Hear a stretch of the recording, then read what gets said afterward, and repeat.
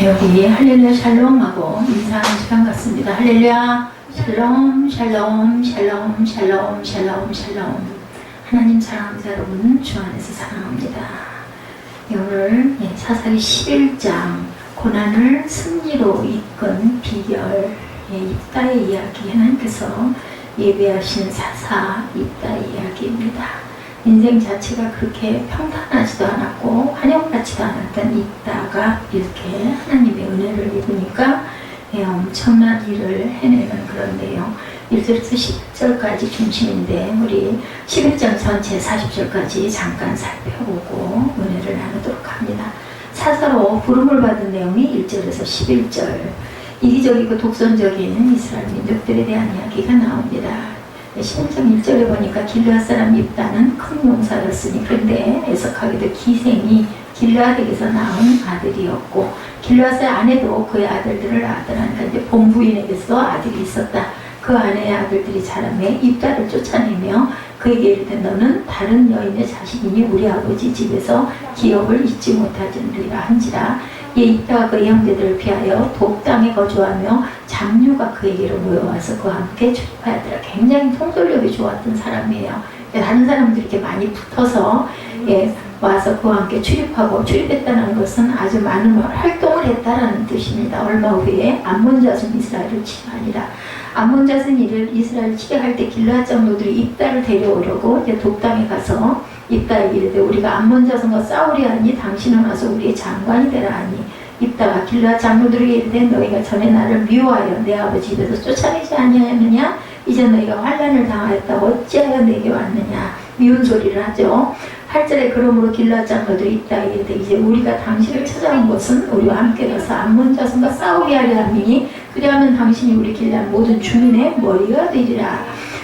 장군으로 삼아주겠다는 거죠. 9절에 입다가 길르앗 장로들에게 이르되 너희가 나를 데리고 고향으로 돌아가서 암몬 자손과 싸우게 할 때 만일 야훼께서 그들을 내게 넘겨주시면, 여기서 하나님이 등장을 합니다. 내가 과연 너희의 머리가 되겠느냐 하니 길르앗 장로들이 입다에게 이르되 야훼는 우리 사이의 증인이시니 당신의 말대로 우리가 그렇게 행하리다 하니라. 이에 입다가 길르앗 장로들과 함께 가니 백성이 그를 자기들의 머리와 장관을 삼은지라. 입다가 미스바에서 자기의 말을 다 야훼 앞에 기도했어요. 그죠? 11절에 기도하는 걸로 끝납니다. 그러니까는 9절부터 하나님께서 그들을 내게 넘겨주시면 했고, 10절에서도 장로들이 우리 사이의 증인이 바로 하나님이시다. 우리가 그렇게 하겠다. 그래서 11절에 고향으로 돌아가서 입다가 하나님께 기도하는 부분이 마지막으로 11절에 이렇게 나타난 것이 그때까지 전체적인 11절까지의 내용이고 증거입니다. 그래서 보니 서로 사랑하라는 명령이 요한복음 13절, 33, 4절에 14절, 4, 5절에 있죠. 새 계명을 너에게 주노니 서로 사랑하라. 내가 너희를 사랑한 것 같이 너희도 사랑하라. 이렇게 자기 가족들이 다 쫓아냈지만 그래도 사랑하고 하나님께서 보내셨다라는 것을 깨달아 알고 입다는 순종하는 내용이 나타납니다. 그래서 긍휼 없는 자에게 내려질 형벌에 대해서 야고보서 2장 13절에 긍휼을 행하지 아니하는 자에게는 긍휼 없는 심판이 있으리라. 긍휼은 심판을 이기고 자랑한다라고 합니다. 긍휼이 여기서 입다가 하나님이 입다를 들어서 쓰시고 입다도 순종해서 자기 나라로 돌아가가지고 아주 무서운 전쟁을 이기는 그런 내용이죠. 오직 겸손한 마음으로 하나님을 의지한 입다에 대해서 9절부터 증명되어 있죠. 수많은 모멸감과 배신감을 맛보였던 입다였어요. 그렇죠? 그러나 자신을 찾아와 도움을 구하는 형제들의 청을 받아들입니다. 입다는 비록 형제들이 자신을 대적했지만 자기는 그들을 대적할 수가 없었어요. 왜냐하면 하나님의 뜻이라는 것을 알았기 때문입니다. 더욱 입다는 이 모든 역사의 배후에 하나님의 거룩한 손길이 깃들어 있음을 깨닫고 겸손히 하나님의 뜻에 순복하고자 합니다.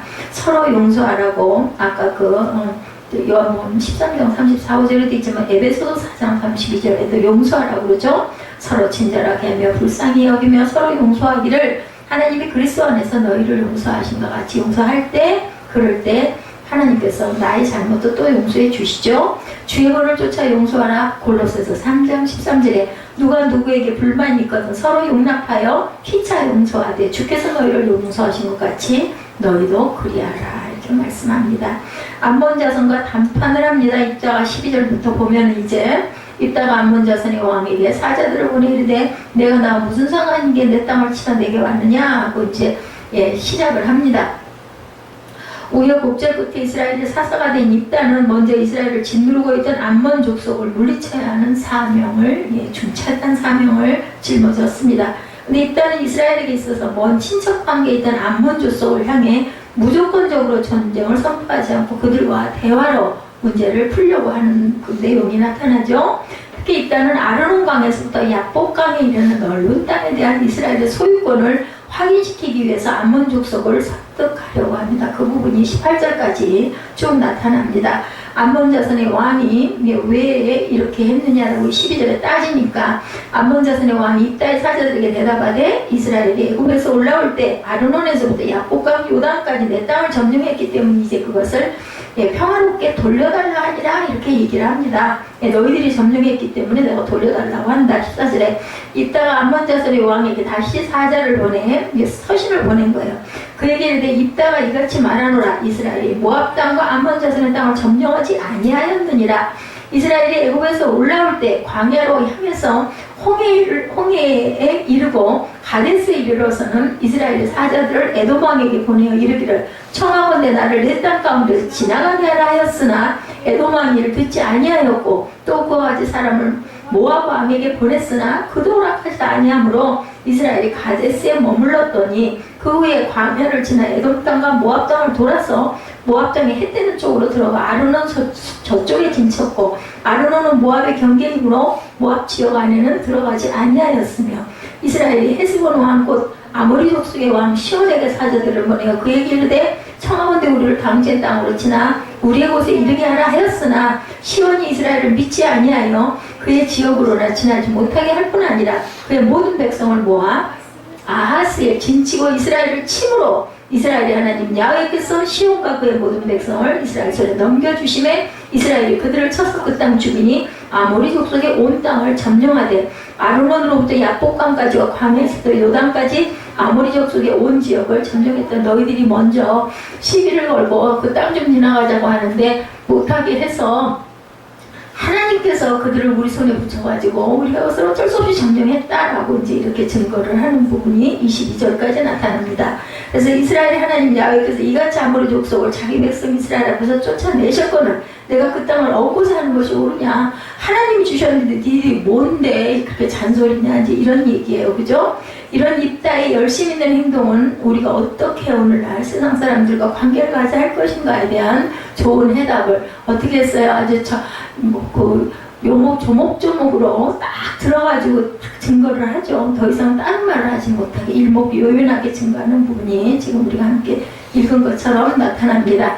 진실로 우리는 그 무엇보다 먼저 이웃과 화평하는 일에 힘을 써야 되겠다. 그래서 옛날에는 전쟁을 그냥 무조건 가리 일으켰지만 요즘에는 어떻게 해요? 평화 시위를 하죠. 촛불 시위를 하고. 그게 바로 하나님의 뜻이었다는 거예요. 여기 입다의 사건에도 서신을 보내서 계속 그것을 협상을 하는 부분이 나타납니다. 전쟁에 앞선 평화에 대해서 신명기 20장 10절에서 11절에 증거하고 있습니다. 내가 어떤 성읍으로 나아가서 치료할 때는 그 성읍에 먼저 화평을 선언하라고 말씀을 하셨습니다. 사무엘하 20장 18절, 사무엘하 20장 19절에도 나타납니다. 신명기 20장 11절에 그 성읍이 만일 화평하기로 화답하고 너를 향하여 선문을 열거든 그 모든 주민들에게 네게 주공을 바치고 너를 섬기게 할 것이요 이렇게 이야기하고 있습니다. 하나님의 뜻을 따른 입다에 대해서 29절에 나타나 있죠. 본문 29절을 보면 입다가 서운하는 부분이 나타납니다. 이에 야훼의 영이 입다에게 임하시니 입다가 길르앗과 므낫세를 지나서 길르앗의 미스바에 이르고 길르앗의 미스바에서부터 암몬 자손에게로 나아갈 때 그가 야훼께 서운하여 이르되 주께서 과연 암몬 자손을 내 손에 넘겨주시면 하고 30절부터 얘기하죠. 31절에 내가 암몬 자손에게서 평안히 돌아올 때 누구든지 내 집문에서 나와서 나를 영접하는 그는 야훼께 돌릴 것이니 내가 그를 번제물로 드리겠느니. 이게 굉장히 아프고 슬픈 서원이다 이렇게 해석들을 하고 있습니다. 서원을 했어요. 나를 제일 먼저 맞이하는 사람을 내가 하나님께 번제로 드리겠다. 번제라는 거 아시죠 여러분 뭔지? 그죠? 아로엘에서부터 민나세 이르기까지 20성읍을 치고 아벨 그라미까지 매우 크게 무찌르니 이 암몬 자손 이스라엘 자손 앞에 항복하였다. 이겼어요. 그죠? 34절에 입다가 미스바에 있는 자기 집에 이를 때 보라 그의 딸이 소고를 잡고 춤추며 나와 영접한 이는 그의 무남동료라. 그래서 이 부분에 대해서 입다가 너무 경솔하게 서원을 해가지고 딸을 하나님께 번제로 드렸다라는 이야기가 있는데, 성경적으로 보면 그 번제라는 뜻이 불에 태워드린 게 아니라 하나님께 드렸다. 예를 들면 사무엘을 서원해가지고 나와가지고 성전에다 갖다 드렸잖아요. 바친 것 같은 그런 그 내용이다라는 그런 해석들을 많이 하고 있습니다. 그래서 보니 하나님께 순복하라고 하죠. 야고보서 4장 7절에 그런즉 너희는 하나님께 복종할지어다 마귀를 대적하라 그리하면 너희를 피하리라. 마귀를 대적하면 그 마귀가 너희를 피해갈 거라는 말씀을 하고 있습니다. 그래서 주의 뜻에 순종해야 되겠죠. 야고보서 4장 15절에 너희가 도리어 말하기를 주의 뜻이면 우리가 살기도 하고 이것이나 저것을 하리라 할 것이거늘 합니다. 입다가 얻은 뼈아픈 승리에 대해서 우리가 잠깐 읽어봤지만 딸이 무남동료 딸이 서운했는데 그만 제일 먼저 나오죠. 암몬 족속과의談판에서 실패한 사사 입다는 결국 암몬 족속과 일전을 벌이게 됩니다.談판을 했는데 결국은 전쟁을 하게 됐어요. 이때 입다는 오직 하나님만을 절대 신뢰하는 믿음으로 충만해 있었기 때문에 29절부터 이러한 신앙이 지나서 그는 너무도 급하게 하나님께 번제를 드리겠다. 첫 번째 나를 맞이하는 사람의 그런 너무나 급한 서원을 합니다. 자신의 감정을 절제하지 못하고 하나님 앞에서 함부로 말한 것은 아니냐라는 그런 얘기들이 있습니다. 이처럼 아무리 신앙적인 열정이 뜨겁다 할지라도 우리가 정말 서원할 때는 깊이 생각하고 서원을 해야 되는데, 그래도 그런 얘기 있습니다. 서원도 못 해보는 그러한 믿음이 그게 무슨 믿음이냐라는 이야기 있죠. 그래서 서원은 반드시 갚아야 된다. 신명기 23장 23절이죠. 내 입으로 말한 것은 그대로 실행하도록 유의하라. 무릇 자원한 예물은 내 하나님 여호와께 내가 서운하여 입으로 언약한 대로 행할지니라. 함부로 입을 열지 말아라. 전도서 5장 2절입니다. 너는 하나님 앞에 함부로 입을 열지 말며 급한 마음으로 말을 내지 말라. 하나님은 하늘에 계시고 너는 땅에 있음이니라. 그런즉 마땅히 말을 적게 할 것이니라. 우리 귀가 두 개고 입이 하나인 게, 귀는 빨리빨리 그죠? 뭐 그런 말 우스갯소리를 한쪽 귀로 듣고 한쪽으로 흘리라는데 그게 아니고 두 귀로 듣고 말은 입은 하나이기 때문에 말은 천천히 하라는 거죠. 사사 입다는 하나님의 도움으로 암몬 족속과 전투에서 큰 승리를 거두죠. 그래서 자신의 서원을 탄식하는 부분이 34절에 나타나 있습니다. 입다가 미스바에 있는 자기 집에 이를 때 보라 그의 딸이 소고를 잡고 춤추며 나와 영접한 이는 그의 무남동료라. 입다가 이를 보고 자기 옷을 찢으며 이르되 어찌할꼬 내 딸이여 너는 나를 참담하게 하는 자여 너는 나를 괴롭게 하는 자 중에 하나로다. 내가 야훼를 향하여 입을 열었으니 능히 돌이키지 못하리라 하니 딸이 그에게 이르되 나의 아버지와 아버지께서 야훼를 향하여 입을 여셨으니 아버지 입에서 내 말씀대로 내게 행하소서. 이는 야훼께서 아버지를 위하여 아버지의 대적 암몬 자손에게 원수를 갚으셨습니다. 딸의 믿음이 대단하죠. 또 그의 아버지에게 이르되 이 일만 내게 허락하신 하사 나를 2달만 버려두소서. 내가 내 여자친구들과 산에 가서 나의 처녀로 죽음을 인하여 애곡하게 있나이다 하니 그가 이르되 가라 하고 2달을 기한하고 그를 보내니 그가 여자친구들과 가서 산 위에 처녀로 죽음을 인하여 애곡하고 2달 만에 그의 아버지에게 돌아온지라. 그는 자기가 서운한 대로 딸에게 행하니 딸이 남자를 알지 못하였다. 이것이 이스라엘의 관습이 되어 이스라엘의 딸들이 해마다 가서 길르앗 사람 입다의 딸을 위하여 나흘씩 애곡을 타더라. 여기서 보면 번제로 바쳐진 걸로 드러나는데 하나님께서는 사람을 번제로 절대로 드리지 말라고 신명기에 말씀하셨기 때문에 또 누구도 그랬어요? 이삭을 드릴 때도 하나님께서 그거 받지 않으셨죠. 대신 다른 양을 준비하신 부분이 있습니다. 그래서 여기서 하나의 그 전통이 돼서 나흘씩 애곡하는 부분으로 나왔는데, 이 성경적인 부분으로 보면 꼭 그 내용이 번제로 드려진 걸로 그렇게 나타나 있습니다. 입다에 따른 비록 자신의 아버지가 실수로 서운했지만 그것은 하나님 앞에서 약속이기 때문에 신앙적 자세를 아주 철저하게 갖고 있는 입다의 딸이 굉장히 자랑스럽죠. 저 같으면 아마 그랬다면 도망갔을 것 같아요. 몰래 내가 어디 갔다 올게 하고는 돌아오지 않지 않았을까 싶습니다. 그게 일반적이에요, 사실은. 그런데 이 입다의 딸은 아버지의 딸이에요. 아버지가 그렇게 대단한 믿음을 갖고 있던 것처럼 딸도 똑같이 어떻게 그래요, 그죠? 나를 번제로 드리겠다고 했는데 근데도 그걸 순종을 하죠. 해로울지라도 갚아야 하는 서원에 대해서 나타나 있습니다. 시편 15편 4절에 그의 눈은 망령된 자를 멸시하며 야훼를 두려워하는 자들을 존대하며 그의 마음에 섭한 것은 해로울지라도 변하지 아니하며 하나님 앞에 지켜야 할 약속에 대해서 민수기 30장 2절에 사람이 야훼께 서원하였거나 결심하고 서약하였으면 깨뜨리지 말고 그가 입으로 말한 대로 행할 것이다. 이렇게 얘기합니다. 종합적인 내용으로 보면 우리가 하나님이 다 기쁘신 뜻에 따라 일꾼을 세우시기도 하시고 버리시기도 하신다. 특히 하나님은 인간들의 편견과 편협한 감정에 얽매이지 않으시고 당신의 마음에 향한 자를 세워 당신의 일을 추진해 가십니다. 절대로 일정 미력도 변함이 없으시고 변하는 거 누가 변해요? 사람이 변하죠. 사람이 변해서 쓰실 수가 없으면 다른 사람을 대신 써서라도 분명하게 하나님은 하나님의 뜻을 이루고 가신다라는 것. 인생은 만들어지는 것이 아니라 만들어가는 것이라는 것을 우리가 알아야 됩니다. 그냥 물결이 치는 대로 바람이 부는 대로 이리저리 끌려가는 인생이 돼서는 안 되겠죠. 천하보다 귀한 인생이라고 하나님께서 말씀하셨어요. 왜요? 하나님이 만드신 하나밖에 없는 작품이기 때문입니다. 그렇기 때문에 하나님이 사랑하시고 버리지 못하시고 독생자 아들을 보내주셨죠. 그래서 우리는 정말 귀한 사람들이 되었어요. 그렇기 때문에 우리는 하나님의 영에 감동을 받아서 하나님의 능력을 힘입고 인생을 창조적으로 만들어 가야 된다. 예, 환경과 상황을 끝없이 극복해 나간 사람이 있는가 하면 보면은 환경과 그 상황이 지배를 당하고 끌어안는 사람들이 많이 있습니다. 그래서 어떻게 돼요? 이루지 못하고 그리고 중도에서 낙오되고 그런 그 실패한 인생들이 많습니다. 보면은 알집에서 나감들이 돼서 나오는 그 애벌레 과정도 보면 그게 제대로 돼서 나는 게 몇 개 없죠. 나머지는 전부 다 정말 그 소실이 돼버리는 그런 부분들처럼 인생도 정말 그런 인생들이 되어서는 안 된다. 살아가면서 수많은 사건과 사람을 만나고 경험하며 우리는 살아갑니다. 저는 요즘에 자꾸 그 생각이 그 노래 그 제목이 자꾸 생각이 나요. 다 지나간다. 오늘도 정말 어저께 밤에 누워가지고 잠이 안 오고 끔찍해가지고 도대체 저걸 그 복숭아 씨를 도대체 어떻게 빼야 될 것인가. 그게 밀려 내려가면 좋겠는데 근데 인터넷에 나와 있더래요. 아무리 작은 하수도 간도 복숭아 씨가 걸릴 정도로 좁지는 않다. 얘기를 했다고 그걸 틀어보자고 얘기를 해서 저는 사실은 기대 안 걸었어요. 어떻게 할 수가 없잖아.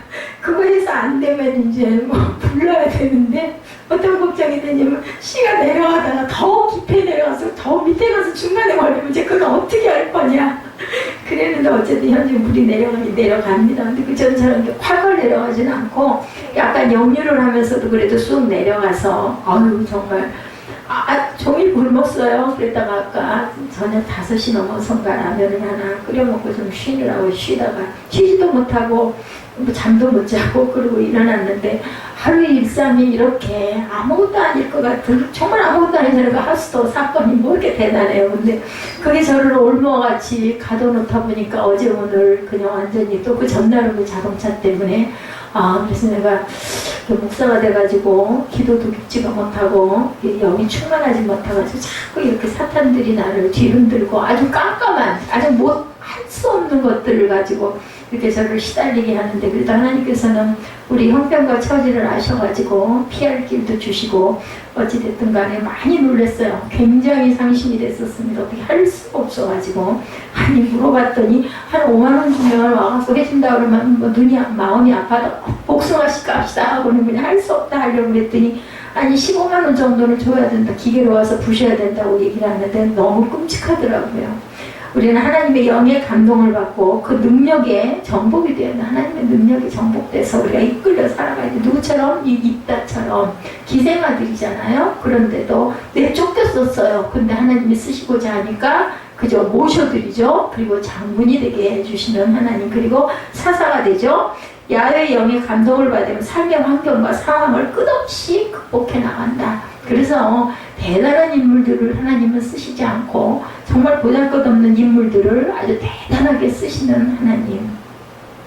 왜냐하면 대단한 인물들은 대개는 목이 고다요. 그죠? 교만하고. 그런데 그렇지 않은 사람들은 자기 자신을 알기 때문에 왜 자꾸 웃어요? 자신의 심령 깊은 곳에 이렇게 자리를 잡고 있는 쓴뿌리도 하나님의 영이 함께 하시면 이렇게 치유가 될 수 있다. 야훼의 영이 떠나면 인생은 무너진다는 걸 절대로 잊어버리면 안 된다. 항상 하나님의 성령을 여러분들 사모하시기 바랍니다. 무엇을 하든 어디에 있든 항상 마음으로라도 성령님 저와 함께 하세요. 함께 가세요. 저 이렇게 연약하고 이렇게 약합니다. 하나님께서 힘 주셔야지 저는 아무것도 아닙니다. 이런 고백을 자꾸 하시기 바랍니다. 아무리 절망적인 상황이라도 하나님의 영의 감동만 받으면 살 길이 열린다. 사마리아 여인도 마찬가지죠. 그죠? 물동이지고 팽개치고 전도자가 되는 그 사건, 그리고 그 안진뱅이도 털고 일어났을 때 하나님이 고쳐주시니까 다 고쳐지고, 눈이 안 보이던 사람도 눈이 보여주는데 그 눈만이 아니라 영의 눈이 뜨이게 되니까 구원을 받죠. 가정과 사회에서 버림을 받았다는 거절감이 반드시 비극적인 결과만을 가져오는 것만 더 아니다.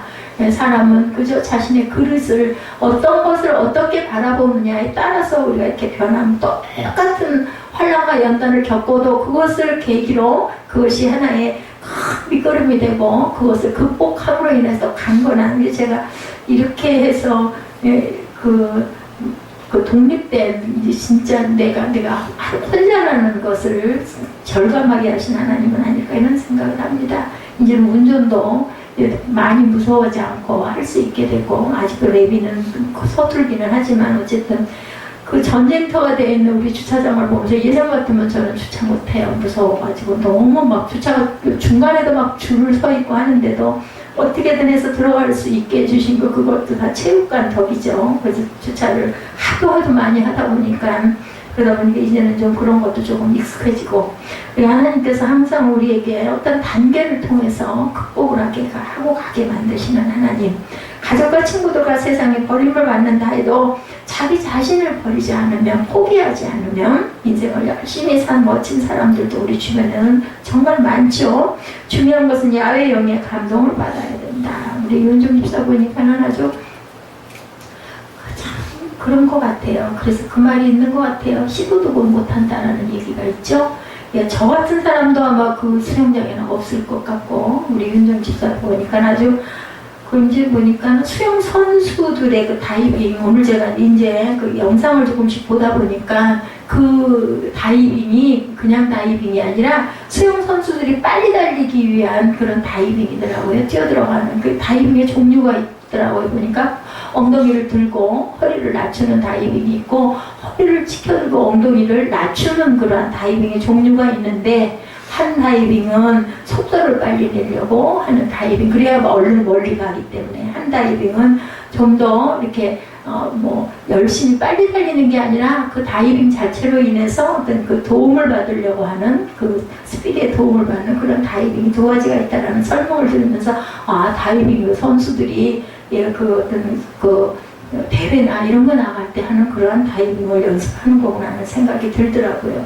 굉장히 씩씩해 보이고 건강해 보이고, 끝나면 또 그냥 다른 사람들보다 더 먼저 제일 먼저 꽁지가 빠지도록 도망을 나가는 모습을 보이는데, 뒤에 또 뭐가 있으니까 그러겠죠. 돌아오는 시간은 저보다 더 늦게 돌아오니까.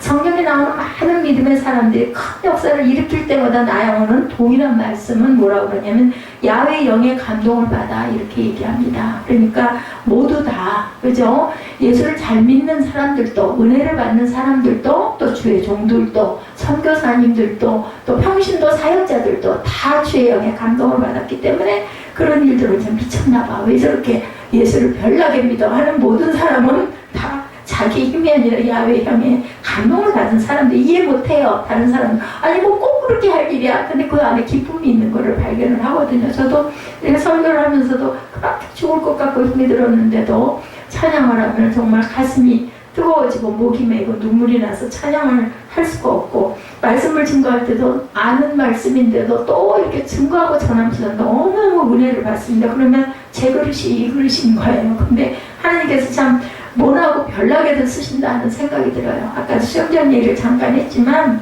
수영장 전체에서 저 같은 사람은 아마 없을 거예요. 몸도 건강하지도 않고, 그러다가 수영을 잘하는 사람도 아닌데도 쉼없이 끊임없이 왔다 갔다 하는 사람 저밖에 없어요. 제가 봐도 그래요. 그쪽 그 상급반 라인에도 왔다 갔다를 수없이는 하지만 하다가 서 있지 저처럼 그렇게 끝날 때까지 한 시간 내내 그러지는 않거든요. 그런 걸 보면 어딜 가든지 튀는 인물, 어떠한 모습이라도 튀는 인물이구나. 그래서 거기에 그 한 분, 그 나이 좀 드신 그분은 얼굴 동그랗다는 그분은 저한테 박수 쳐줘요. 놀리는 거죠. 어머, 이내는 막 이것도 하네?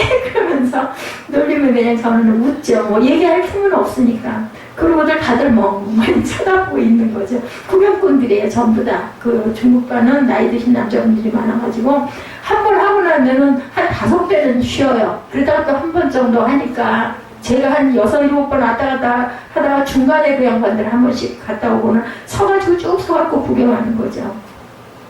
오늘 우리들의 제일 안타까운 것은 무엇일까? 내가 믿는다고 하면서 하나님의 영에 감동되지 못하는 그건 비정상이라는 것을 생각해 봐야 된다. 근데 온전하게 믿느냐는 거죠. 온전히 믿지 않으니까 영의 감동을 받지 못한다는 것을 생각을 해야 됩니다. 무슨 아무리 믿어봐도 난 아무것도 모르겠는데 그 뭐가 있기는 뭐가 있어. 그거는 본인이 잘못이라는 것을 깨달아야 된다는 거죠. 내 고집이나 내 방법, 내 경험보다 중요한 것은 하나님의 영의 감동이 돼야 된다. 그래야 은혜가 되고, 그래야 기쁨이 오고, 그래야 감격이 오고, 그래야 삶이 변하고, 생활이 변하고, 생각이 변하고, 사고가 변하고, 우리의 행동이 변하게 된다는 것을 꼭 깨달아야 된다.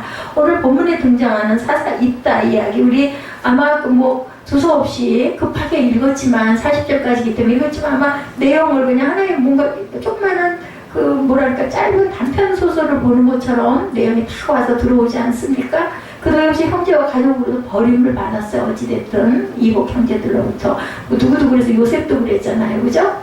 예, 그렇지만 그는 성공적인 멋진 삶을 살았던 인물, 그는 누구 때문에? 하나님의 영에 감동돼서 야훼 영이 그에게 임하셨기 때문이죠. 야훼 영이 그에게 임하셨을 때 그는 버림받은 자가 아니라 승리하는 자로 세상에서 우뚝 일어설 수가 있었다. 오늘 보면 1절의 말씀은 입다를 소개하는 것이 길르앗 사람 입다는 큰 용사였으니로 시작이 됩니다. 그런데 기생이 길르앗에게서 낳은 아들이었고 이렇게 소개가 되고 있습니다. 이 말씀에서 혼동이 되는 것은 길르앗이라는 이름이에요. 그 이름의 뜻이 있습니다. 길르앗은 지명과 인명 둘 다 해당이 돼요. 지명도 길르앗이라는 지점이 있고 사람 이름도 길르앗이죠. 일단은 길르앗 지방에 살았던 길르앗이 기생에게서 낳은 아들이었다는 겁니다. 우리 성경은 기생이라고 기록하고 있는데 영어 성경에 보면 매춘부로 표현되고 있습니다. 한마디로 말해서 일단은 매춘부에서 나온 쉬운 얘기로 서자, 그렇죠? 근데 본초의 아들들이 자라서 배다른 형제인 입다를 쫓아냅니다. 서재로 태어난 서러움을 맛보게 되는 거죠. 입다는 태어날 때부터 불행하게 태어났고 자라서도 형제들에게 친혈육으로 인정을 받지 못했다. 결국 형제들이 아버지의 유산을 주지 않으려고 입다를 집에서 쫓아내버린 거예요. 그는 정든 집을 떠나냐는 처량한 신세가 되죠. 그런 형제들과 결별하고 도비라는 땅에 가서 삽니다. 타향살이를 하는 거야. 아무것도 없는 빈손으로 쫓겨나서. 이렇게 고향을 등지게 된 입다는 자신의 운명을 탓하거나 비관하는 내용이 전혀 나타나 있지는 않습니다. 자기 자리에서 열심히 살죠. 그래서 이스라엘이 암몬 족속으로부터 공격을 받는 어려움에 처했을 때 맞서 싸워서 백성들을 구원하는 그릇으로 그곳에서 거친 삶 속에서 살아남는 거예요. 그래서 누가 그 주변 사람들이 그들과 함께 붙었다라는 이야기가 11절 그 앞부분에 나타나 있었죠. 쫓겨나서 있을 때 암몬 자손이 어디죠? 잡류하고 나오죠. 3절에 보니까 형제들을 빼어 독당에 거주하며 잡류가 그에게 모여와서 그와 출입하더라 라고 이야기하고 있습니다. 잡류에 대한 이야기. 그것이 쉬운 얘기로 그냥 건달들, 노는 사람들, 이런 사람들을 모아서 어쨌든 거기서 우두마리를 하면서 재밌게 잘 사는 거예요. 형제와 동료들부터 버림을 받았으나 자신의 인생을 어찌됐든 잘 꾸려갔던 민족의 영웅이 된다. 그렇다면 입다의 인생 여정에서 고난을 승리로 바꿀 수 있던 비결이 있었을 건데 그건 뭐였을까? 우리가 그런 걸 봐야 되겠죠? 우리가 힘들고 어려울 때 우리에게 도전이 될 만한 입다의 삶의 태도를 본받고 가야 됩니다. 성경에서는 우리를 대입을 해서 버릴 건 버리고 본받을 건 본받아야 되겠다. 성경에 그렇게 다 귀한 인물만 나오지 않잖아요. 악한 인물들도 나오죠. 사울왕과 같은 사람도 나옵니다. 첫째로 그는 희망을 버리지 않고 최선을 다하는 삶을 살았다. 자기의 자리에서 누구를 원망하거나 누구를 비방하거나 이를 갈거나 하지 않았어요. 그죠? 입다는 고향인 길르앗을 떠나 도브로 갔고, 돕은 길르앗에서 동북쪽으로 24km 떨어진 곳으로 아람 즉 시리아와 인접해 있는 곳이라고 합니다. 입다가 독담으로 가자 입다 주변에 수많은 잡류들이 몰려들었다라고 3절에 나타나죠. 여기서 잡류는 떠돌아다니던 온갖 부류의 젊은이들을 일컫는 표현인데, 건달패들의 쉬운 얘기로 입다는 그들을 모아서 일종의 게릴라 부대를 조직을 한다. 하나의 작은 모임을 만든 거죠. 입다는 그들을 데리고 자기를 내쫓았던 형제들을 찾아 복수하지 않았어요. 그랬다면 복수하러 쫓아갈 수도 있었을 텐데 무서울 게 없었을 거 아니에요. 젊은 나이에 혈기에 이스라엘을 괴롭히던 암몬 족속을 기습해서 그들을 물리치는 일을 감당하죠. 그리고 고생하는 동족 가난한 사람들을 보호합니다. 그릇이 달라요. 그죠? 그리고 왜냐하면 그럴 수밖에 없는 게 입다가 하나님께 11절에 기도했다라고 나타나잖아요. 다 아래였다라고. 그러니까 믿음이 있었던 아들이었습니다. 입다를 우리가 잘 아는 인물로 비교하자면 예를 들어서 시대 우리나라 홍길동, 임꺽정 이런 그 인물과 같은 그러한 사람이라고 우리가 생각할 수가 있어요. 의적. 그죠? 입다는 서자라는 이유로 버림받은 서러움과 분노를 사회에 대한 반항으로 폭발시킬 수도 있었지만 그렇게 하지 않았다. 자신이 당한 배반감을 다른 사람에게도 맛보게도 할 수 있었지만 그렇게 하지 않고 자신에게 있던 분노의 감정을 창조적으로 사용하는 적극적인 삶을 살았다. 저도 마음 안에서 더러운 악을 비우게 해달라고 늘 아침이면 새벽이면 기도할 때 그 기도를 합니다. 어찌됐든 간에 이유야 다 있죠. 그렇더라도 제 마음에 그런 더러운 것들을 다 비워버리게 해주옵소서. 그러기 위해서는 안 보는 게 맞고요. 생각을 되도록이면 안 하는 게 맞죠.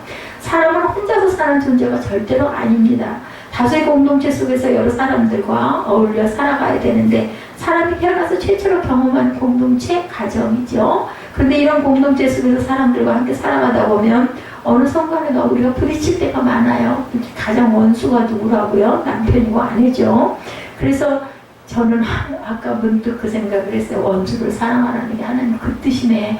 왜 그 생각이 번뜩 났는지 몰라요. 그 새벽 설교 준비를 하다가 그래도 오늘 너무나 시간을 많이 허비를 해서 시간이 막 밀렸고 금요일날 할 일이 굉장히 많은데 번뜩 잠도 안 오고 쉬어지지도 않고 먹지도 않았기 때문에 더구나 좀 먹어야지 몸이 노곤해지기도 하는데 그런 생각이 나는 게 그 말씀 준비를 사무엘하 준비를 하면서 하나님이 원수를 사랑하라고 하신 요한일서에도 그 여러 군데 나오잖아요. 그게 부부가 만나가지고 사는 것 자체가 서로 원수가 되다 보니까 원수를 사랑하라고 하셨구나. 가장 가까운 곳에서. 근데 그걸 우리가 못하잖아요. 그래서 막 요즘에는 쉽게 이혼도 하잖아요. 그래서 그거를 알아보는 거야. 저는 그걸 아주 엄청난 진리를 깨달았어요. 가장 가까운 곳에 있는 그 머리를 쥐어받고 싶은 인물을 사랑하라는 거죠. 그래야 하나님이 나를 또한 구원해 주시고 사랑하신 것에 대한 보답이다. 부딪히게 되면 분노가 쌓이죠. 서로 부딪혀 갑니다. 이 분노를 어떻게 다루느냐 하는 것이 문제로도 소이다. 분노의 감정을 적극적이고 창조적으로 다룰 줄 아는 것이 대단한 임무고 과제라는 것을 하나님이 가정을 통해서 부부를 통해서 서로를 통해서 아담과 이브가 그랬지 않아요? 그가 하와가 꼬여가지고 그죠? 그 선악과를 그냥 먹어가지고 남편이 따라 먹다가 여기 목에 걸렸다라는 얘기가 있었는데 어쨌든 간에 하와가 아주 한 몫을 단단히 한 거예요. 아담에게. 그러니 이거 원수 아니에요. 서로에게. 그런데도 또 둘이 가가지고 자식을 낳고 땀을 흘리면서 그저 수고를 하고 해서 같이 먹고 살아야 되는 거지. 들여다보면서 서로 네가 잘하니 내가 잘하니 싸워가면서 시편 27편 10절에 보면 다윗이 고백합니다. 내 부모는 나를 버렸으니 야훼는 나를 영접하시리이다. 부모가 버리기도 해요. 자식을 아주 끔찍해가지고. 근데 하나님께서는 나를 절대로 버리지 아니하신다. 다윗은 막내였기 때문에 그 부모는 대단히 나이가 많으셨어요. 연로했죠? 아마 조카들도 나이가 비슷하거나 더 어렸을 수도 있는 어린 조카도 있었을 것이다. 사무엘이 사울을 이을 다른 왕을 세우고자 이새의 집을 찾아가죠. 사울을 이제 버려야 되기 때문에 그때 이새는 자신의 아들을 불러 세우는데 다윗은 아예 숫자에 쳐넣지도 않았어요. 그죠? 8번째 아들이었고 7명의 아들들만 갖다 보여주죠. 이스라엘 모든 백성들이 존경하는 사무엘이 자신의 집에 찾아온 거야. 이거 영광이에요. 그죠? 광명이죠. 그 가문에. 그리고 모든 형제들이 사무엘 앞에 인사를 드리기 위해서 모이죠. 근데 유독 다윗만 그 자리에서 빠졌어요. 근데 빠진 그 자가 바로 장본인인데 우리 인생들이 생각하는 눈이 하나님의 눈과 이렇게 다르다는 거죠. 빠져서 빠진 것이 아니라 아예 저건 소용도 없어. 그 숫자에 넣지도 않은 거죠. 이런 상황에서 다윗이 얼마나 자기가 소외되었다는 느낌을 받았을까. 성경에는 절절히 나타나 있지 않지만 우리가 심리적으로 볼 때 사람의 인성 비슷하잖아요. 그럴 때 얼마나 소외감이 들었겠냐는 거죠. 그 뒤 다윗이 골리앗을 때려 눕히고 블레셋을 쳐부셔 사람들이 칭송을 받게 되자 이제 사울왕이 이를 갈고 시기를 하고 질투를 합니다. 여기서 근성과 본성이 나타나죠. 예, 다윗이라고 섭섭한 마음이 없었겠느냐는 거죠. 부모나 형제들에게. 그런데 이 사울은 이제 막 시기하고 이갈고 결국은 죽이려고 10년 이상을 쫓아다니는데 그게 본성이 그렇게 악하죠. 그래서 사울왕을 피해 이것저것으로 숨어 다니죠. 사울이 다윗을 도와주는 사람은 그 이걸 전체를 몰살시키겠다고 아주 별의별 작전을 다 썼겠죠. 그래서 쉽게 다윗을 도와주는 사람도 없었고 삶을 포기하고 싶은 충동을 느낄 만큼 힘든 도피 생활, 말이 그렇지 1, 2년도 아니고 잠도 못 잘 것 같아요. 저 같으면 무서워가지고 그죠? 나타날까봐 10년 이상을. 그게 결국은 블레셋 땅으로 도피를 하기도 하죠. 막장에는. 그래서 하나님이 그것을 기뻐하지 않으십니다. 그런 중 사무엘상 22장에 보면 다윗이 아둘람 굴로 피신하죠. 내용 아시죠? 그때 다윗이 그곳에 숨었다는 소식을 듣고 근처에 있던 환난당한 자와 빚진 자, 마음이 원통한 자들이 다 다윗을 쫓아와서 모여들어. 저는 늘 생각에 뭘 먹였을까? 그 많은 이론들을 어떻게 먹고 살았을까? 그리고 열매도 읽고 막 그런 거 막 따먹어도 괜찮았던가 보죠. 그때는 또 항상 저는 먹을 것 도대체 어떻게 뭐 입는 건 안 입는다 치고 뭐 하나 입으면 뭐 그거 떨어서 버릴 때까지 빨지도 못하지 않겠어요? 그냥 사람의 몰골이 아닐 것 같은데 도대체 먹어야 움직일 거고 힘이 날 건데 그 많은 부대를 어떻게 먹일까 이런 생각을 늘 합니다. 다윗은 그들을 훈련시켜서 부대를 만들죠. 입다와 아주 비슷한 사건이 일어납니다. 그들과 함께 내일을 준비합니다. 입다가 그 모았던 그 건달패들과 똑같은 그런 상황입니다. 다윗은 사울에게 버림받은 상처 때문에 삶을 포기하는 어리석은 행동은 절대로 하지 않았다. 이게 중요합니다. 자기 자신을 사랑하는 마음이 있어야 된다. 그래야 남도 사랑할 수가 있다는 거죠. 인간은 누구나 한 번쯤은 거절감과 소외감을 경험하게 됩니다. 이 사실 때문에 인생을 포기할 수가 없죠. 삶에 대한 희망을 간직하고 주어진 삶의 자리에서 최선을 다해 살아가면 어떤 역경도 감당을 할 수가 있다. 그리고 자꾸 잘하죠. 그렇게 하다 보면 이제 그것 정도는 이제 우리가 하수도가 막히면은 이걸 어떻게 해야 되나가 아니라 무조건 한번 뚫어봐야 되겠다 이 생각을 하지 않겠느냐는 거죠. 두 번째로는 하나님을 믿는 믿음을 절대로 포기하지 않았다라고 나타나죠. 이따가 하나님을 믿는 믿음을 다윗도 마찬가지고 그죠? 절대로 포기하지 않습니다. 예. 본문 4절과 6절 말씀에 얼마 후에 암몬 자손이 이스라엘을 치려하니라. 암몬 자손이 이스라엘을 치려할 때 길앗 장로들이 입다를 내려오고 독당에 가서 입다에게 이르되 우리가 암몬 자손과 싸우려 하니 당신은 와서 우리의 장관이 되라 하니 외적이 침입해오는데 이스라엘에는 변변한 군대가 없었던 거예요. 그때 앞이 캄캄하고 막막하던 이게 뭐만 했어요? 집안 싸움만 한 거야. 그죠? 집안에서 그냥 어떻게든 하는데 몰아내려고 어때요? 굉장히 뭐랄까 자기들 자신의 유익만을 위해서 그저 혈안이 돼가지고 될 수 있으면은 재산도 안 줘야 되니까 쫓아낸 거죠. 그런데 정작 적이 쳐들어오니까 이제 어떻게 할 수가 없는 거죠. 그러니까 입다만한 인물이 없었다라는 거야 한마디로. 그러니까 거기까지 가서 찾아오겠죠. 예, 입다가 변경 지역에서 게릴라 부대를 만들어서 성공했다는 소식을 들은 거예요. 장로들이. 이 소식을 듣자마자 길앗 사람들은 입다에게 도움을 요청하죠. 이때 입다는 심정이 기가 막혔겠죠. 7절에 입다가 길앗 장로들에게 너희가 전에 나를 미워해 내 아버지 집에서 쫓아내지 아니하니는 이제 너희가 환난을 당하여도 어찌하여 나를 도우려 하는데 미운 소리 할 만도 하지 않습니까?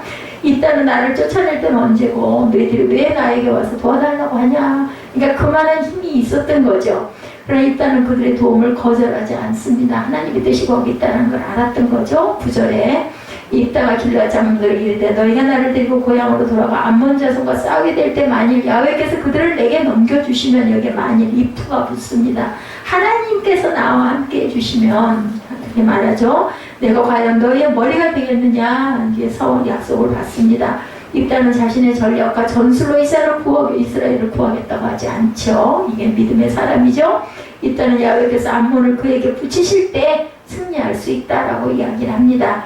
형제들과 고향 사람들에게 버림받은 그는 오직 믿을 게 하나님밖에 더 있었겠어요. 그러니까 쫓겨난 게 어떻게 보면은 믿음이 자라는 하나의 계기가 됐다라는 거. 항상 다 좋은 건 없어요. 우리가 약을 섭취해서 먹는 것도 그죠? 얻는 것과 잃는 게 있다고 그러죠? 멸시와 천대와 버림받음의 상황에서 그는 하나님을 버리지 않는 게 승리하는 비결이었다. 세상을 비관하고 저주할 수 있는 상황에서 그는 하나님을 믿는 믿음을 포기하지 않았다라는 거죠. 사람이 고통과 역경에 처하게 되면 자기 인생을 포기하고 하나님까지 버리는 수가 많아요. 절망에 빠지게 되면 기도도 안 나오고 무슨 하나님이 어디가 있어? 내가 그만큼 했는데도 결국 맨날 이런 일만 일어나고 이거는 말도 아니야 사기야 이런 생각을 할 수 있는데 그러다고 뭐 달라지냐는 거죠. 그렇게 한다고 내 인생에 플러스 될 게 뭐가 있느냐는 거죠. 근데 입다는 절대 그러지 않았다. 형제들에게 버림받았지만 하나님을 끝까지 신뢰했다라는 거죠. 입다의 믿음이 11절이죠. 입다가 전쟁에 나가 싸울 것을 수락하면서 중요한 말을 합니다. 입다가 길르앗 장로들과 함께 내 백성이 그를 자기들의 머리와 장갑을 삼은지라 입다가 미스바에서 자기의 말을 다 야훼 앞에 아리니라. 오늘 제목을 이렇게 해도 될 것 같아요. 자기 말을 다 야훼 앞에 아리니라. 여기서 우리가 주목해야 될 구절이 바로 야훼 앞에 아리니라. 이럴 줄 알아야 되겠다는 거죠. 자, 누구에게도 말할 수 없는 고통과 버림받은 고독감과 소외감을 느낄 때 가슴만 치고 앉았나 아니면 누구에게인가 하소연만 하고 앉았나 입다를 보니 하나님께 아뢰었다라고 나왔다는 거. 그래서 그는 암몬과 싸우러 나가기 전에 하나님 앞에 나아가서 제일 먼저 한 게 도와주셔야 함을 간구하죠. 이러이러합니다. 그리고 하나님께 보는 것을 아뢰는 입다의 모습에서 그의 믿음을 볼 수가 있죠. 성도들은 인생을 살면서 재앙이나 역경을 만나게 되면 두 가지 반응을 보인다고 합니다. 첫째는 역경 때문에 주님에게서 멀어집니다. 내가 그만큼 했는데도 이게 뭐야 하나님이 계시기나 해? 이렇게 원망하고 멀어지죠. 그래서 보면 말씀이 내 삶에 적용되지 않고 하나님 말씀 앞에 겸손함으로 순종함이 없는 형식적인 믿음을 갖고 있는 사람들은 아주 정말 당연지사로 떠나죠. 둘째, 어떤 사람은 시련이 찾아오면 더 센 믿음을 소유하게 된다. 더 하나님께 매달리는 거죠. 뭐라고 그러셨어요? 고난당하는 것이 내게 유익이라 이로 말미암아 내가 주의 율례들을 배우게 되었나이다. 참된 신앙을 소유한 사람은 이렇게 역경을 하나님을 의지해서 넘어섭니다. 그 역경 때문에 주님은 더 가까이 가게 되죠. 그래서 보면 고요한 바다로 저 천국 향할 때 주님에게 순풍 주시니 참 감사합니다. 제가 마지막에 불렀던 찬양 항해자에도 보니까 그런 내용이 나타나 있더라고요. 정말 귀한 찬양이구나 하는 생각이 제 가슴에 와서 닿았습니다. 내 인생이 잔잔한 바다 같을 때 그 평안함을 감사한다는 내용이 바로 아름다운 가사 373장인데 누구나 할 수 있는 감사죠. 그러나 이제 그 다음 절에 보면 큰 물결 일어나 나 쉬지 못하나 이 풍랑으로 인하여 더 빨리 갑니다.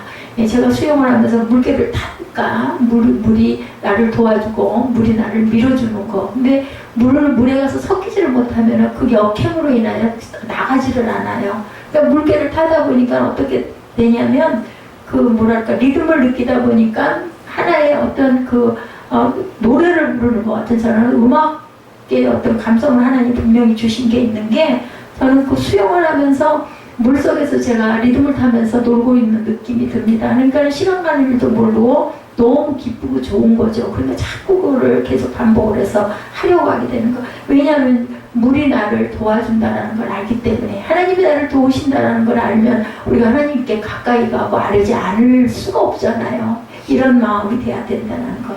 그래서 그 풍랑이 오히려 나를 밀어준다는 것을 알게 되는 거죠. 내 인생에 폭풍우가 일어나 감당할 수 없는 지경에 이르고 항해하기가 어렵습니다. 고백하는 됩니다. 그렇지만 그 풍랑이 나를 뒤엎는 것이 아니라 목적지를 향해 더 빨리 가도록 나를 밀어준다는 고백입니다. 길가의 장미꽃을 감사할 수 있다면 그 장미꽃에 가시도 감사할 수 있어야 한다고 하죠. 가시가 없다면 장미가 아닌 거죠. 그렇기 때문에 장미에는 가시가 있는 게 당연하다라고 여기고 받아들일 줄 알아야 되고, 다만 어떻게 해야 될까요? 조심해야 되겠죠? 찔리지 않도록. 그게 중요합니다. 내 삶이 기쁠 때는 감사가 아니라 눈물과 가시까지도 우리가 감사할 줄 알아야 되겠다. 환난은 우리의 삶의 목표를 재조정하게 만들어준다라는 겁니다. 고통을 겪으면 인생의 가치관을 다시 정립하게 되죠. 고통의 회오리가 몰아칠 때 우리는 이 환난 가운데서 진정한 인생의 의미를 묻게 됩니다. 하나님과 나 사이의 관계를 되돌아보게 됩니다. 나의 욕심만을 채우기 위해 인생을 살지 않고 영원히 변치 않는 주님만을 위해 살리라는 결심을 하고 왔는지, 아니면 아직 하지 못했다면 하고 가는 저와 여러분들이 되셔야 되겠습니다. 풍랑 때문에 더 빨리 갈 수 있다고 하는 믿음이 있을 때 쓰러지지 않고 승리한다. 풍랑 속에서도 배는 잘 떠서 가는 거죠. 노를 저으면, 그 방향을 잘 타면, 그죠? 바람을 등지고 잘 가게 되면. 주님이 내 편에 계신다고 확신하는 사람은 어떤 풍랑 가운데서도 헤쳐갈 수가 있습니다. 오늘 제가 수영장에서 수영을 하면서 하나님이 응답을 해주셔서 하는 수영이기 때문에 나는 여기서 꼭 승리해야 된다, 이런 마음이 일어나더라고요. 그러니 보통 사람들하고 같지 않겠죠. 다를 수밖에 없는 거예요. 그들은 모르지만 세지그는 하나님과 했던 약속을 지켰어요. 그죠? 절망의 상황에서도 인생에 대한 희망을 버리지 않고 하나님을 믿는 믿음을 포기하지 않고 하나님과의 약속을 지켰던 사람이 바로 입다입니다. 입다를 잊어버리지 마시기 바랍니다. 11장 뒷부분은 의문이 생기는 내용을 담고 있기도 하죠. 30절과 31절 딸에 대한 그 서원, 그 첫 번째 만난 사람에 대한 서원, 그리고 딸을 하나님께 번제로 드렸다는 그 부분. 그가 야훼께 서원하여 이르되 주께서 과연 암몬 자손을 내 손에 넘겨주시면 내가 암몬 자손에게서 평안히 돌아올 때 누구든지 내 집문에서 나와 나를 영접하는 그는 야훼께 돌릴 것이니 내가 그를 번제로 드리겠나이다. 제가 이걸 또 여기를 또 보면서 느닷없는 생각을 했어요. 요즘 같아서는 절대 그런 일이 일어나지 않을 거야. 그죠? 카톡으로 너 절대로 먼저 나오면 안 돼. 넌 맨 끝에 나와. 이렇게 하면 딱 해결되는 일일 것을, 그때는 그런 게 없었으니까 그랬겠지만, 아니 누구에게든 전령을 보내도 되지 않겠어요? 돌아온 도중에 하나 파워를 먼저 보내가지고 절대로 너 먼저 나오면 안 되고, 아버지가 그렇게 말씀하셨으니 환영하고 나오신 맨 끝에 나와야 된다, 이렇게 얘기해도 될 건데 왜 이걸 놔둬가지고 그렇게 괴로워할 일이 뭐 있어. 카톡이 아니어도 할 수 있거든요, 분명히. 아니 옛날에는 뭐라 그러지, 구간조라고 그러나, 그거 비둘기 띄워가지고 그래도 전령으로 보낼 수도 있었을 텐데, 일단은 이 약속대로 암몬 자손을 물리치고 돌아오는 길에 가슴이 덜컥 내려앉는 기가 막힌, 그저 가슴을 찢고 우는 그 장면이 나타납니다. 31절인가요? 보니까 31절 내 약서원을 하고 어디서 울었죠? 35절에 입다가 이를 보고 자기 옷을 찢으며 어찌할 거 내 딸이여 너는 나를 참담하게 하는 자여 너는 아니 아버지가 승전고를 울리고 돌아오니까 딸이 제일 먼저 춤추면서 속옷치면서 나와서 노래 부르는 거 얼마나 기쁜 일이에요. 근데 네가 나를 참담하게 한다고 이렇게 얘기하고 있습니다. 내가 야훼를 향하여 입을 열었으니 돌이키지 못하리라. 이런 서원은 하지 않았어야 했다고들 많이 주장들을 하지만, 어떻게 보면 입다가 그만큼 하나님을 사랑하는 믿음, 그저 뭔가를 드리고 싶은, 그러다 보니까 가장 귀한 걸 드리고 싶다 보니까 제일 먼저 나오는 사람이 어떻겠어요? 이 입다를 가장 환영하는 사람 아니겠냐는, 열심히 있게 가장 먼저 첫 열매라고 그러잖아요. 그죠? 하나님께 드리는 번제 물도 다 첫 열매를 드리죠. 제일 건강 오트라고 첫째를 드리는 것처럼 첫 번째 나오는 사람 드리겠다는 건 입다의 전 믿음이라고 생각을 합니다. 그래서 여기서 야훼의 영은 성령을 얘기하죠. 입다는 성령이 임했기에 소원을 했다. 우리가 이렇게 볼 수가 있는 거예요. 마음에 감동이 오는 거죠. 이렇게 해주신다면 제가 어떻게든 이렇게 하겠습니다. 이런 소원입니다.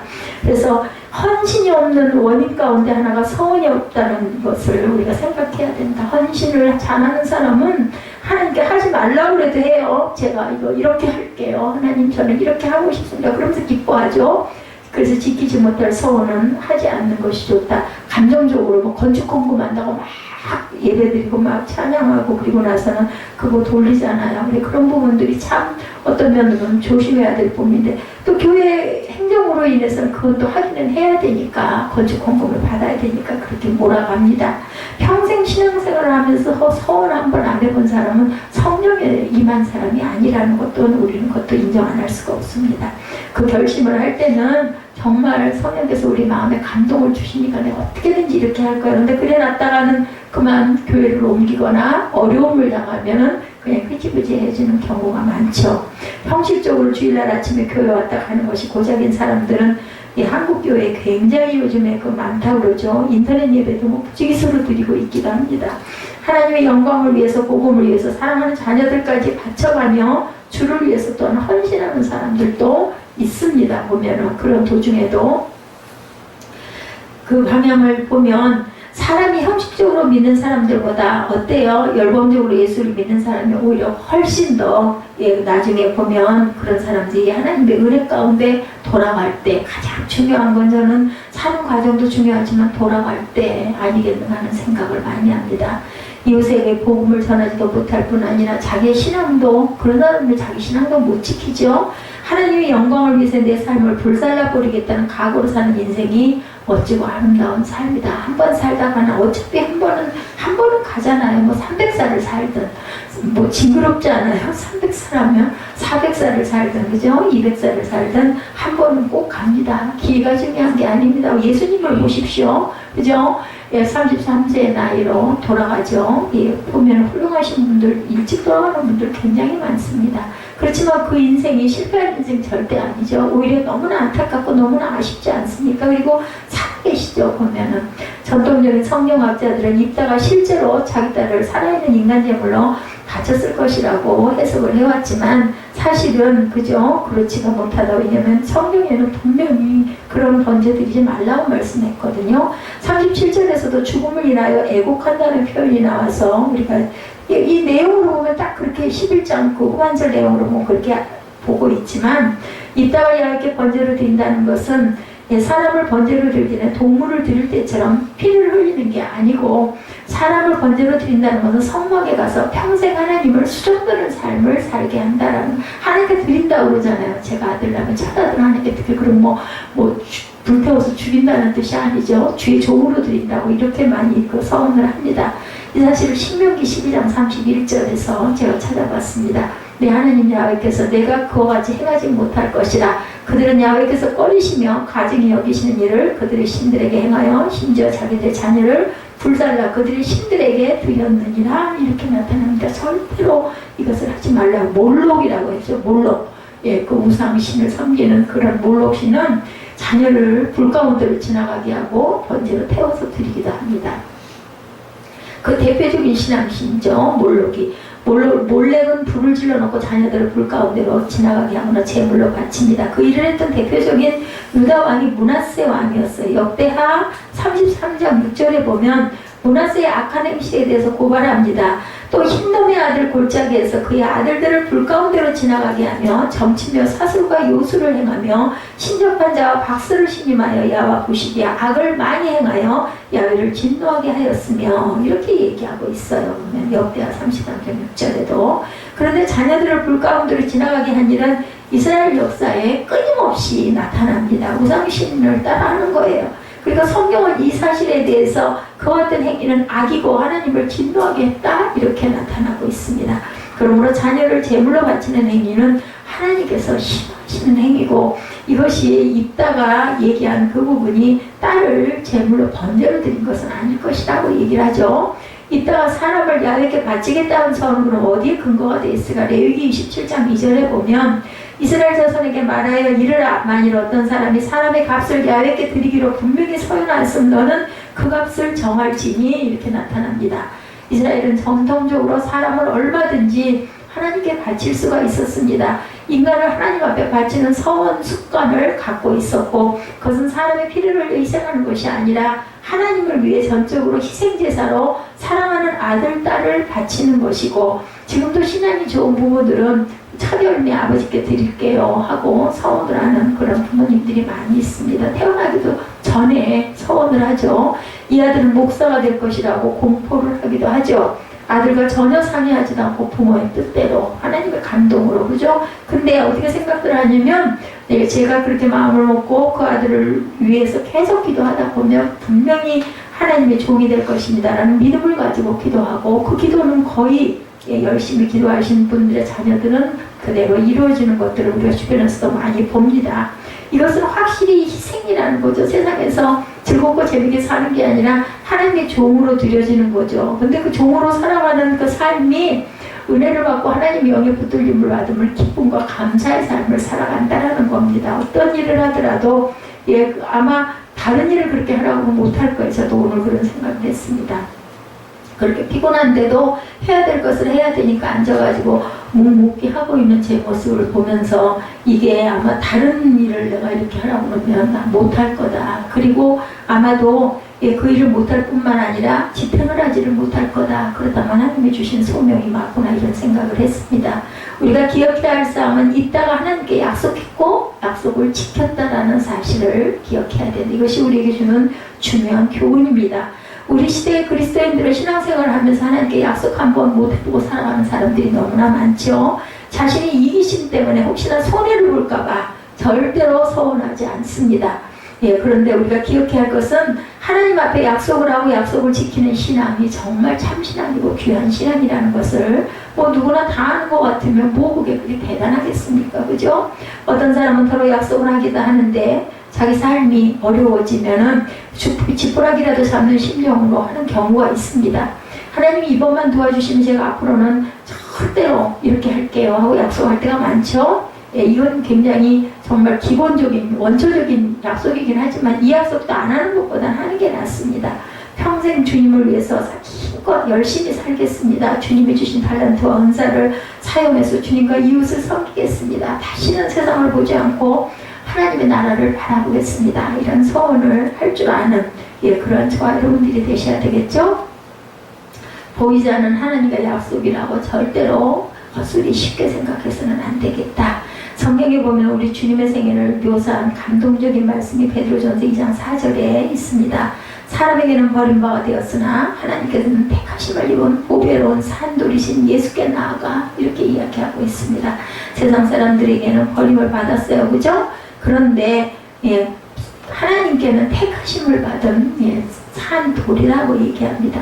예수께서 사람들에게 버림받음을 경험하죠. 고향 나사렛이 그분을 버리죠. 군병들에게 잡힐 때 제자들이 그분을 버리고 다 도망갔어요. 예수께서는 사람들에게 버림을 받았으나 하나님께 택함을 받아 인간을 끝까지 구원하죠.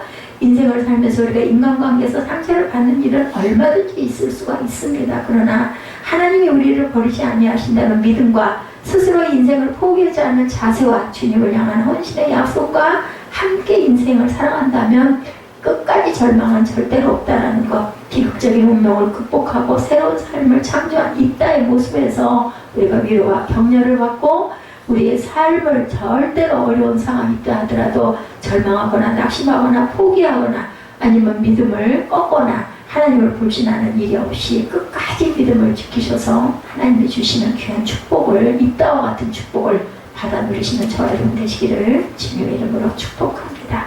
우리 결단하시고 축도로 예배를 마치도록 하죠.